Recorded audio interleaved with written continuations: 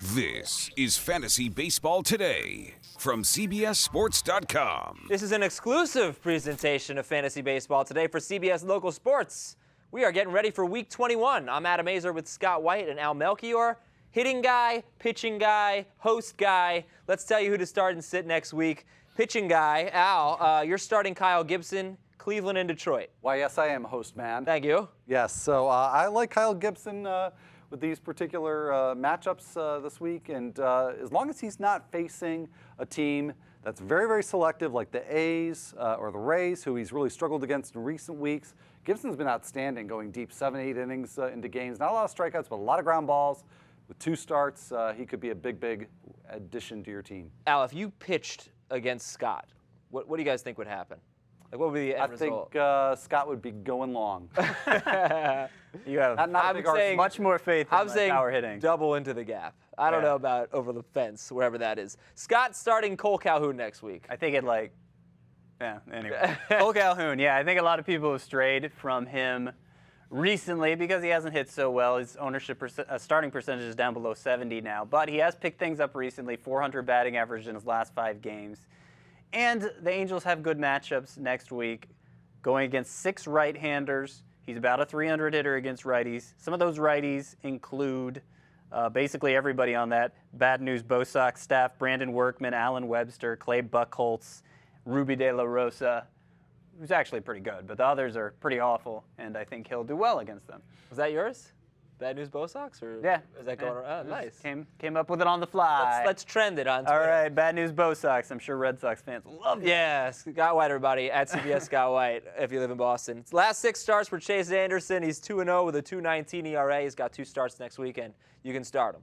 Yeah, and I can't come up with any sort of alliterative movie reference to talk about Chase Anderson or the Diamondbacks. So I'll just go ahead and talk about the fact that he's on a 5-game quality start run that began against the Marlins, and he's just been really at his best. And when he's at his best, means very, very sharp control, 1 strikeout per inning potential, and a lot of fly balls. So maybe that hurts him against the Nationals. I don't worry at all with the matchup against the Padres for Anderson. I think in general, this could be a very productive week. How about Norichika Aoki, Scott? Norichika Aoki, last 21 games, 338 batting average, 5 steals, what we hope to see from him in the beginning. His matchups this week, and all the Royals matchups this week: Trevor May, Tyler Matzik, Jorge De La Rosa, Nick Martinez, Colby Lewis, Nick Tepish. That's even worse than, that's as bad as it gets. Pretty bad. You know? So, leading off for the Royals on a hot streak, going to score a lot of runs this week. I think it's a pretty safe call. Those are 4 players to start. How about 4 players to sit? C.J. Wilson has 2 starts at Boston, at Oakland. He's got to be pitching pretty poorly to be a sit in a 2-start week. And, he's been pitching pretty poorly most of the year. He has. So I think just on the recent track record alone that you could sit C.J. Wilson. I also don't really trust him as much away from Anaheim. And he's got starts at Boston, at Oakland. And, Bad News Bo Sox, maybe not an imposing matchup right now, but the A's are. So that's enough for me to sit him down. And Lucas Duda is a sit for Scott. He is, and it's been a long time since we've called him that. He's about 85% started, for good reason. But the Mets not only have bad matchups this week going against Oakland and the Dodgers, but they're also facing 4 left-handers in 6 games. And Lucas Duda this year, 167 with a 481 OPS against lefties. That's assuming he even starts all of those games.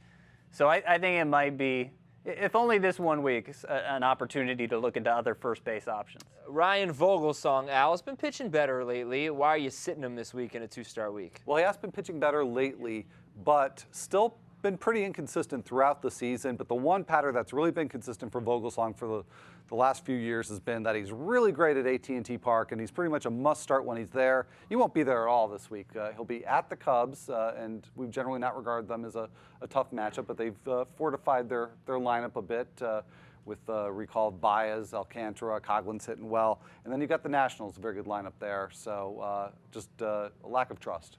Stephen Vogt is our last sit for today. Yeah, and the Oakland Athletics, his team, that's who he plays for. Yeah, I can confirm that. They're one of 6 teams playing only 5 games this week, and they're not especially bad matchups, but since 2 of them are against lefties, and Stephen Vogt's a .219 hitter against lefties, and the Athletics spent a lot of the trade deadline bringing in lefty mashers as platoon options. He hasn't started against the last 2 lefties they've faced. So 5-game week, 2 lefties. He may only play 3 games. I don't think that's enough, even a catcher as hot as he's been, to think he's your best option there. All right, here's what we got for you for the next 6 weeks to help you win your leagues. Fantasy Baseball Today, live noon Eastern on the website. We got columns from Scott and Al and Michael Hercom. We've got podcasts you can check out on Stitcher or on iTunes. And thank you for watching this exclusive presentation of Fantasy Baseball Today for CBS Local Sports. For Al Melchior and Scott White, I'm Adam Azer. Good luck in Week 21.